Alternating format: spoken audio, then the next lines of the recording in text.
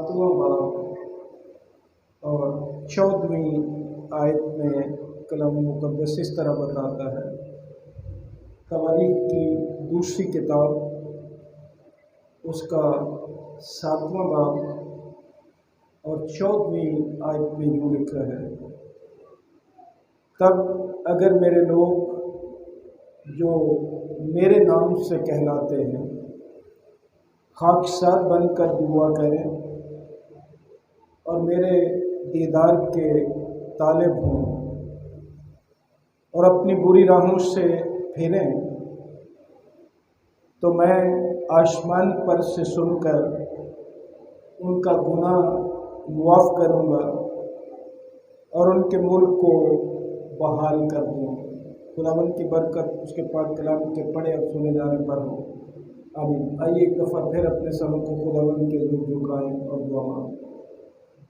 खुदावंद यीशु मसीह में हमारे रहीम बाप, बड़ी आजिज़ी, हलीमी और फ़रोतनी के साथ यीशु मसीह के नाम में तेरे फजल के तख्त के सामने आए हैं, तेरी शुक्रगुजारी करते हुए तेरी तमाम नेमतों, बरकतों और रहमतों के लिए और तेरे फजल के लिए, आज के इस वक्त के लिए जिसमें तेरे लोग तेरे हज़ूर हाज़िर हैं कि तेरी इबादत और प्रस्तश करें।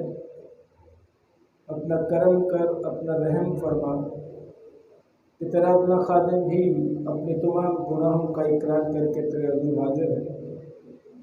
इस बात का भी कि मेरा इल्म और अक्ल दोनों नाक़िस हैं, अपनी हिकमत और दानाई बख्श दे, पाकों की मामूरी अता कर, ताकि जो कुछ भी पेश किया जाए वो तेरे जलाल का सबब बने, तेरा कलाम तेरे लोगों तक पहुँचे। तेरी पाक मर्ज़ी से खुदावंद आँख की सारी तकलीफ़ भी तेरे फजल से जाती रहे। सुनने वालों को बरकत दे, अपने जलाल के लिए इस्तेमाल कर, कायलियत का रूह अता कर और हम सारे ना महज तेरे पाक कलाम के पढ़ने, सुनने, सीखने या सिखाने वाले, बल्कि इस पर अमल करने वाले बने। पूरी दुनिया में जहाँ कहीं भी ईमानदारी इकट्ठे हैं तेरी इबादत और प्रस्तश के लिए, अपने तमाम लोगों की और इबादत गाहों की मुहाफ़ज़त कर। हमारी मिन्नत है खुदावंद कि तू अपने पाकों के वसीले से हम सबों को कायलियत का रूह अता कर, हमारे कानों के वसीले से हमारे दिल में उतरे और हम तेरे कलाम को अपने दिल में रखें ताकि तेरे खिलाफ गुनाह ना करें। दुआ को सुन कबूल कर, यीशु मसीह के प्यारे और जलाली नाम से मांगते हैं, आमीन। यहाँ जो आयत मैंने आपके सामने पढ़ी कि खुदावंद का फरमान ये है, तब अगर मेरे लोग, बात जो खुदावंद कर रहा है उसके साथ एक शर्त है, या यूँ कह लीजिए कि ये जुमला जो है ये मशरूत है। जब भी किसी जुमले के साथ, किसी बात के साथ अगर लग जाता है तो वो बात मशरूत हो जाती है कि अगर मेरे लोग ये करेंगे तो फिर ये होगा। तो आज इसी आयत पर मबनी छोटा सा पैगाम देना चाहता हूँ जो खुदा का पाक कलाम हमें बता रहा है कि तौबा और बहाली। तौबा हम करते हैं, अपने गुनाहों का इकरार करते हैं, उनको तर्क करते हैं, और बहाल खुदावंद करता है। और खुदावंद की तरफ से बहाली जो है वो हमारी तौबा के साथ मशरूत है। अगर हम तौबा नहीं करते तो हम बहाल भी नहीं होते, क्योंकि खुदावंद का पाक कलाम कह ये रहा है कि तब अगर मेरे लोग। अब कई दफ़ा हम समझते हैं कि हम अपने गुनाह का इकरार कर लेते हैं, मान लेते हैं कि खुदावंद हमने गुनाह किया है तो ये काफ़ी है। याद रखिए, गुनाह का इकरार करना या मान लेना काफ़ी नहीं होता, बल्कि गुनाह को तर्क करना ज़रूरी है। इकरार करना और उसके बाद गुनाह को तर्क कर देना। अगर हम बार बार किसी गुनाह का इकरार करते हैं और उसे तर्क नहीं करते तो कोई फ़ायदा नहीं, हम बहाल नहीं हो सकते। ये तौबा नहीं होती। जब भी कभी खुदा अपने लोगों पर कहर आलूद हुआ तो तौबा जो है ये उसके कहर को दूर करती है। कलाम मुकद्दस में नीनवा के लोगों की मिसाल बहुत वाज़ेह मिसाल है कि किस तरह से खुदा उन पर गज़ब आलूद हुआ, कहर आलूद हुआ और उन्हें बर्बाद करने का मंसूबा बनाया। अपने बंदे को भेजा कि जा उनको बता दे जाके 40 दिन बाद तुम बर्बाद कर दिए जाओगे। ये एक अलग कहानी है कि योना किस तरह से वहाँ पहुँचा। बहरहाल पैगाम वहाँ पहुँच गया। और पूरी बाइबल मुकद्दस में यकीन जानिए नीनवा के लोग जो हैं इतने आला लोग निकले। हमें तो तौबा भी कहा जाता है ना कि तौबा कर लो तो बच जाओगे। उन्हें तो ये भी नहीं कहा गया कि तौबा कर लोगे तो बच जाओगे। उन्हें सिर्फ एक पैगाम भेजा गया था कि 40 दिन के बाद तुम बर्बाद हो जाओ। कोई वादा नहीं है कि बच जाओगे, अगर तौबा कर लोगे तो बच जाओगे। लेकिन फिर भी उन्होंने अपने तौर से, जिस तरह खुदावंद के तब अगर मेरे लोग, जब उन्हें ये पैगाम पहुंचा नीनवा के लोगों को तो उन्होंने तौबा की ठानी, उन्होंने अपना गुनाह मान लिया। 3 बाब की 9वीं आयत से मेहरबानी करके पढ़ देना। यूना की किताब उसका 3 बाब और उसकी 9वीं आयत सुनिए ज़रा क्या लिखा हुआ। एक सेकेंड सुन लीजिए। जब उन्हें पैगाम पहुंचा बर्बादी का तो उन्होंने पूरी अपनी रियासत में, अपने मुल्क में, अपने इलाके में ये मुनादी करवा दी कि कोई बड़ा छोटा इंसान, हैवान, सारे के सारे रोज़े से होंगे, खाकसारी इख्तियार करेंगे, कोई कुछ नहीं चखेगा।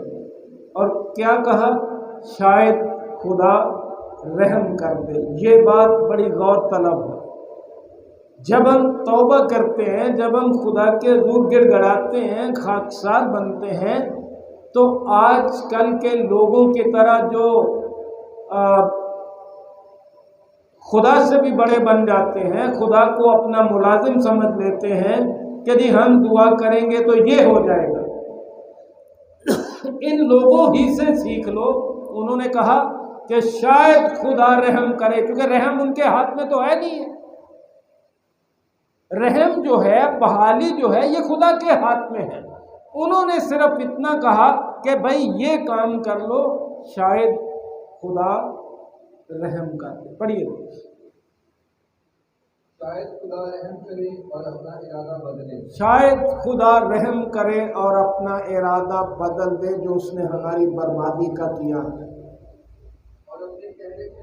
और अपने कहरे शदीद से बास आए। लोगों तौबा कर लो, खाकसार बन जाओ, शायद खुदा अपना इरादा बदल ले और हमें बर्बाद ना करे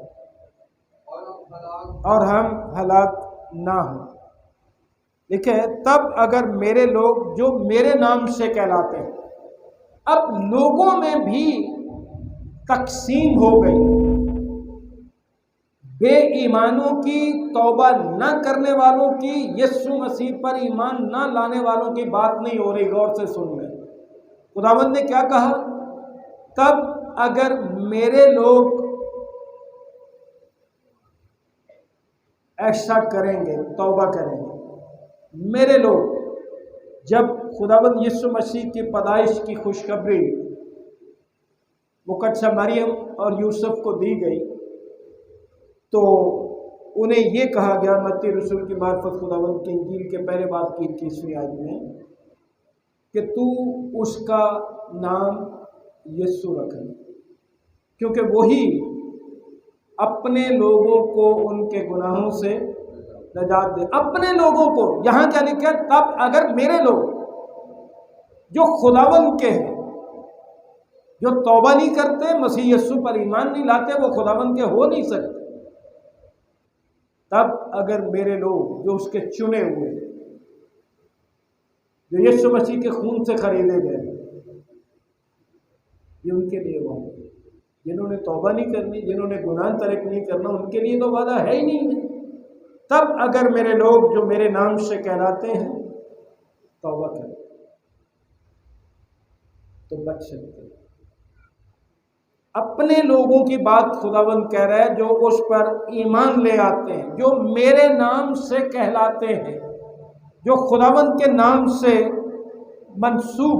अब यहाँ भी एक बात गौरतलब है कि क्या उसके नाम का कहलाना काफ़ी है?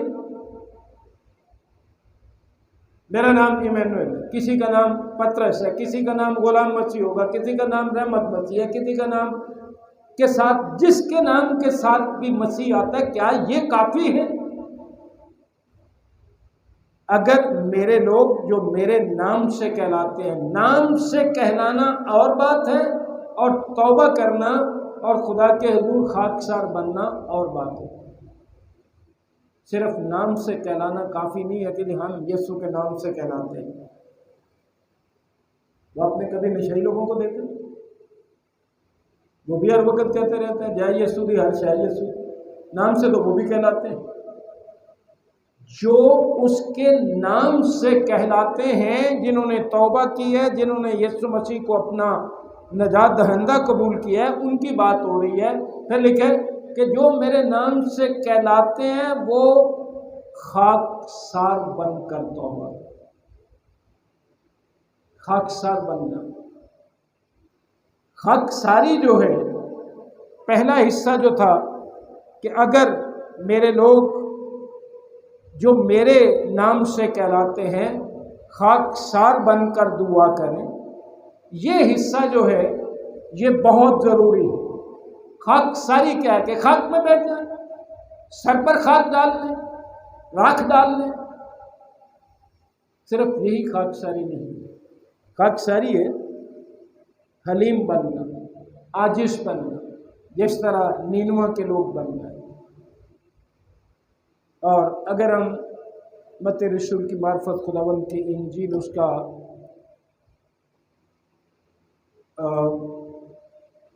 11वां बाब 29वीं आयत पढ़ें तो वहाँ हमें यूं मालूम होता है।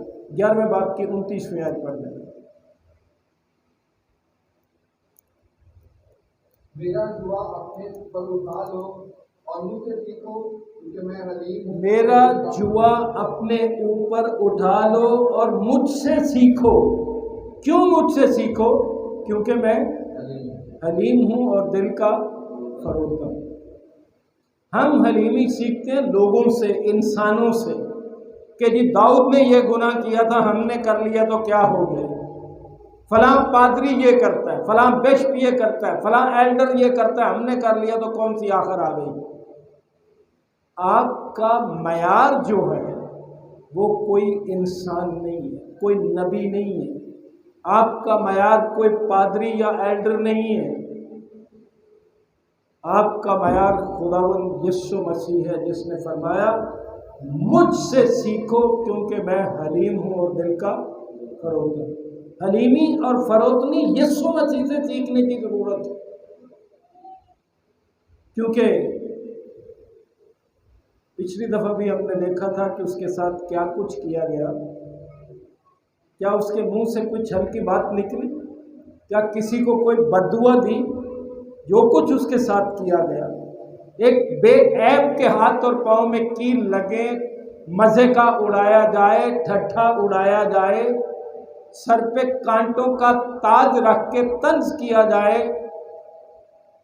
कोई एक लफ्ज भी कहा किसी के खिलाफ, कोई एक लफ्ज भी कहा, इसको कहते हैं, ये खुदावंद कह रहे हैं कि मुझसे सीखो क्योंकि मैं हलीम हूँ और दिल का फरोख्त हूँ।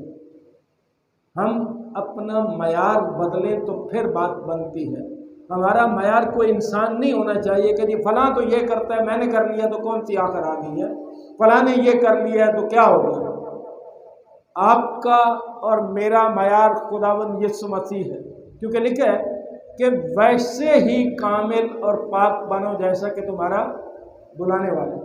फिर लिखा है वैसा ही मिजाज रखो जैसा कि मसीह यीशु का भी।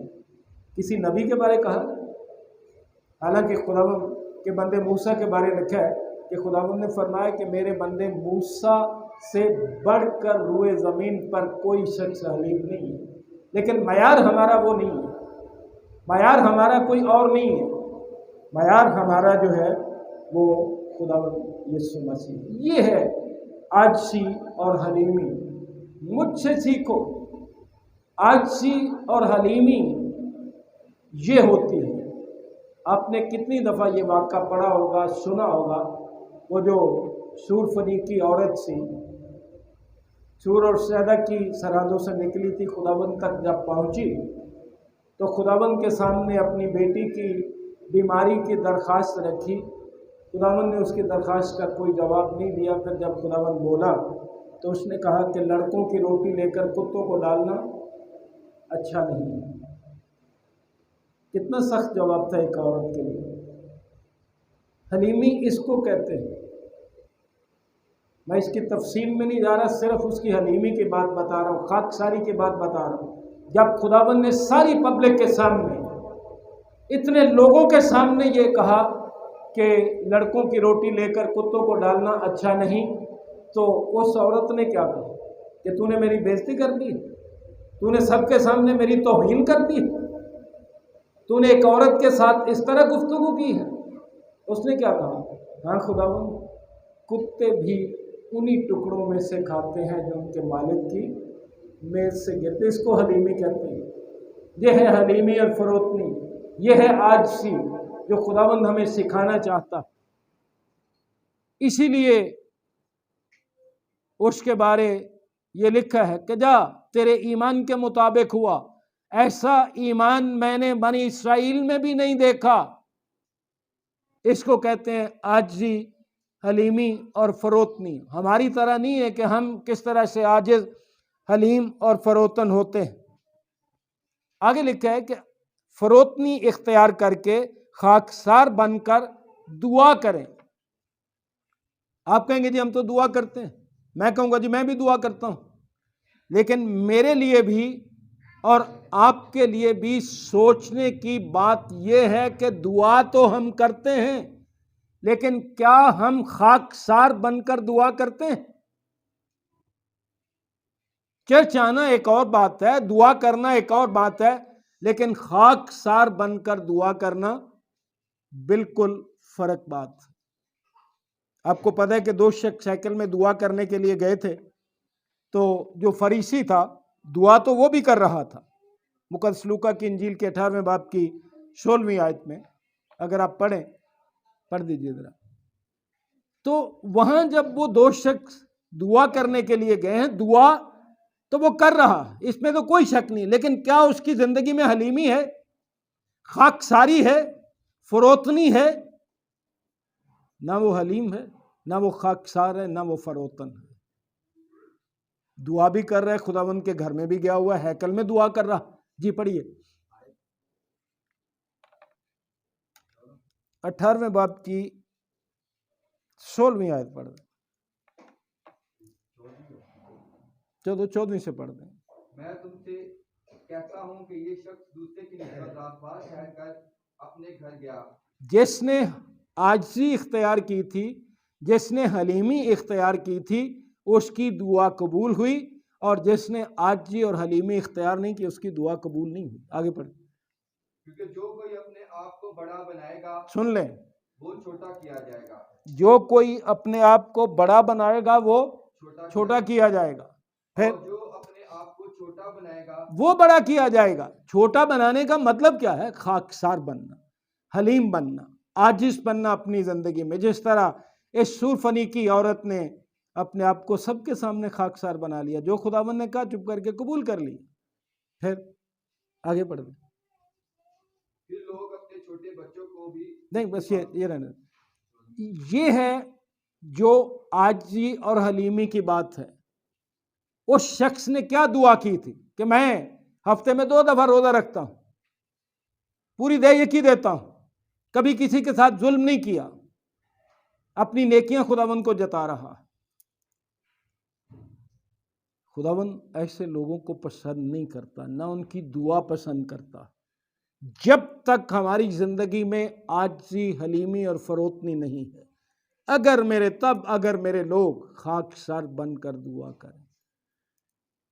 उसके लोग होना जरूरी है, उसके नाम से मंसूब होना जरूरी है, और अपनी जिंदगी में खाकसार बनकर दुआ करना जरूरी, वरना बहाली हो ही नहीं सकती। जो मर्जी हम कर ले, जैसे मर्जी नेक और पारसा बन ले, कुछ फर्क नहीं पड़ने वाला।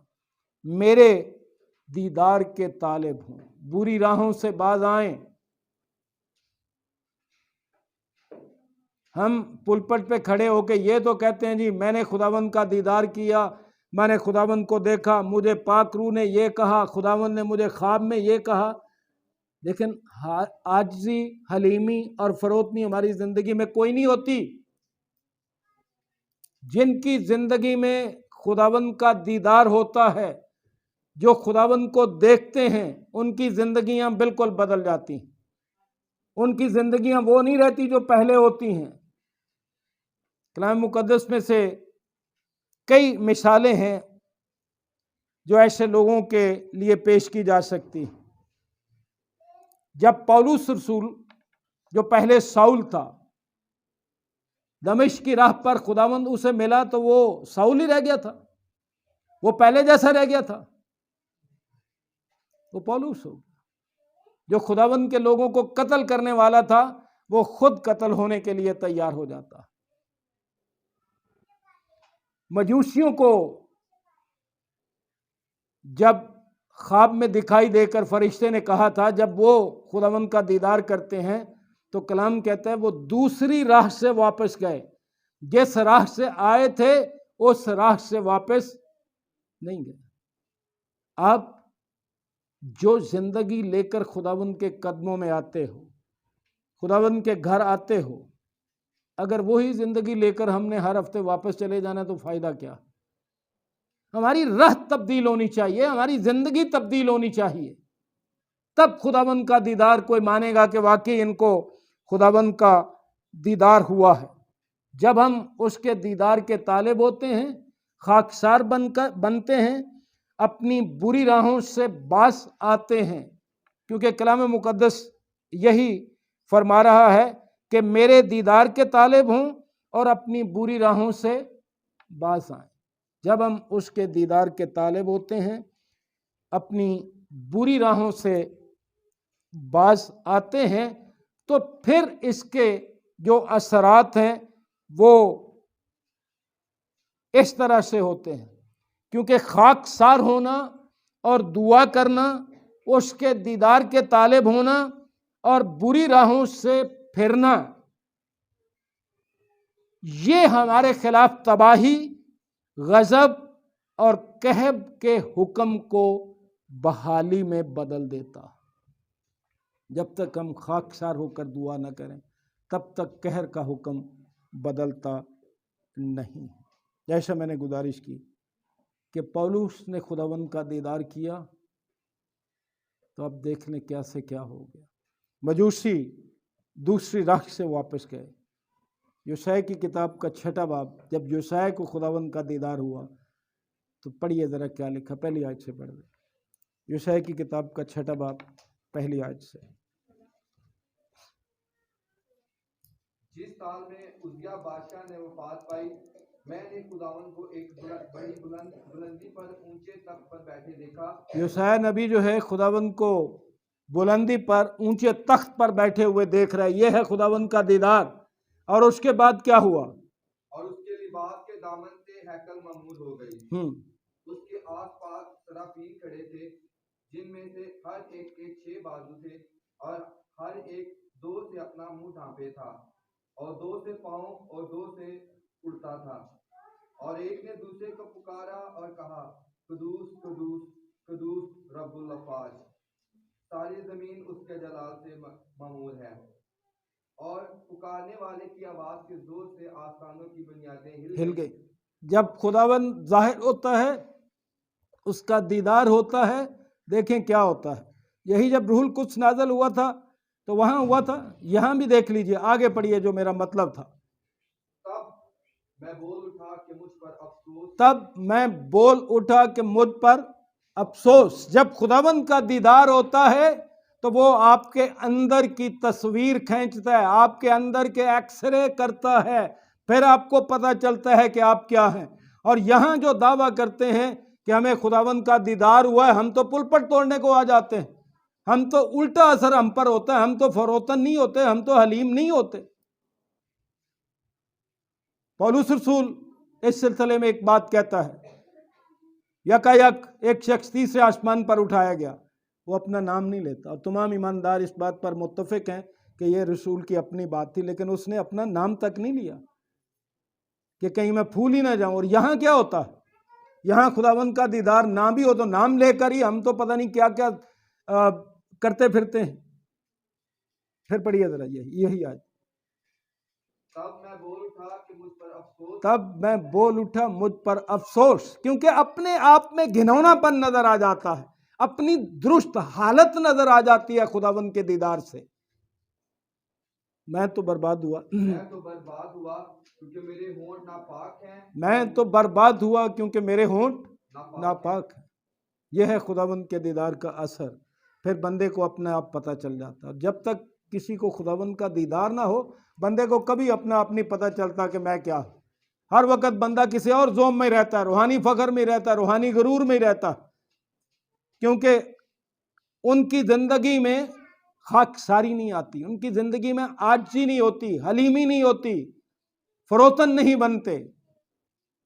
जिनको खुदावंद का दीदार होता है, आपने देख लिया कि किस तरह का फिर वो कहते हैं। अब हमने मुक़द्दस लूका की इंजील में से पढ़ा था मुशर्रफ बेटे के बारे।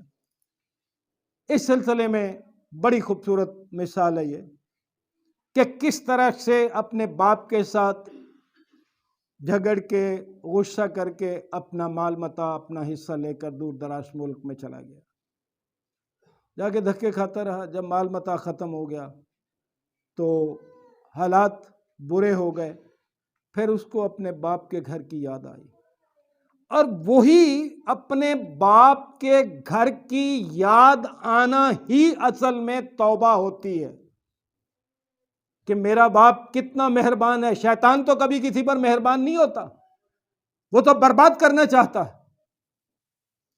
जब उसे अपने बाप की घर की याद आई, जब भूखा मरने लगा तो कहने लगा मेरे बाप के घर में तो बहुत से मुलाजिम हैं, नौकर चाकर हैं, उनको इफरात से रोटी मिलती, अब मैं भी अपने बाप के घर जाऊंगा और कहूंगा कि बाप, मैं आसमान की नज़र में और तेरी नज़र में गुनहगार हुआ हूँ। ये तौबा है, ये खाकसार होना है, ये हलीमी है। जब तक हम इस तरह से इकरार न करें, इस तरह से तौबा न करें, इस तरह से खाकसार न बने, उस वक्त तक अमल भी कोई नहीं होता। फिर उसने अमल किया इस बात पर, अपने बाप के घर की तरफ चल पड़ा, और फिर जब उसकी बहाली हुई, जैसा खुदावंद ने यहाँ कहा कि अगर मेरे लोग तौबा कर लें, खाकसार बनकर दुआ करें तो मैं उनको बहाल कर दूंगा। 15वें बाब की 22वीं आयत से 24वीं आयत तक उसकी बहाली पढ़ दीजिए मुशर्रफ बेटे की।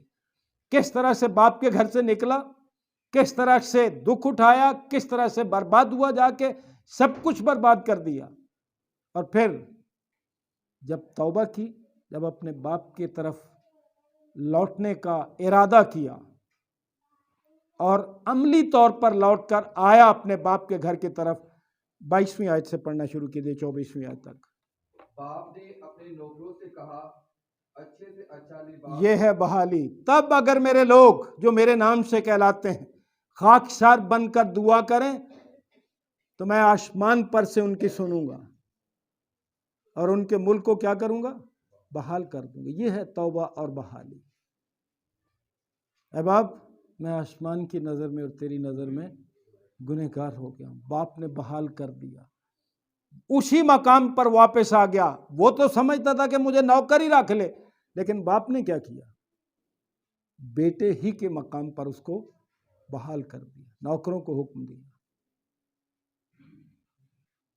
आज भी खुदा बाप राह देखता है कि कोई तौबा करके खाकसार बनकर दुआ मांगने वाला हो, मैं उसकी सुनूं और उसे उसके मुल्क में बहाल कर दूं। कई दफ़ा आपने ये गीत गाया, कलाम मुक़द्दस में से भी सुनते हैं, आप जानते भी हैं कि हम इस दुनिया में परदेसी और मुसाफिर हैं, ये हमारा मुल्क नहीं है।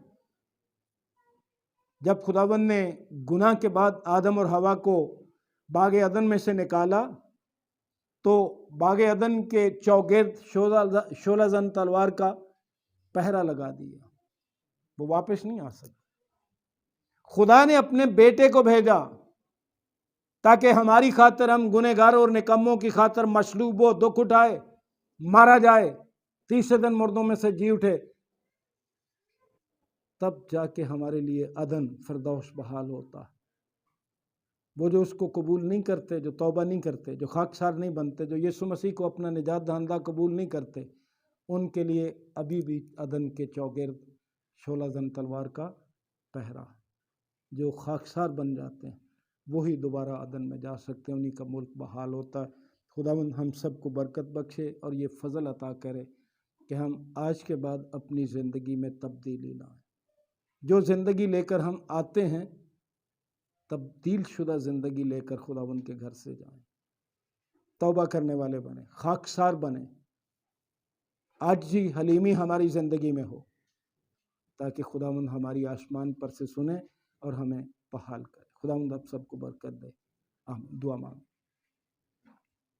खुदावंद यीशु मसीह में हमारे रहीम बाप, हम दिल की गहराइयों से तेरे शुक्रगुजार हैं तेरे पाक कलाम के लिए, जो तूने नबियों की मार्फत, रसूलों की मार्फत और अपने मुक़द्दसीन की मार्फत हम तक पहुँचाया।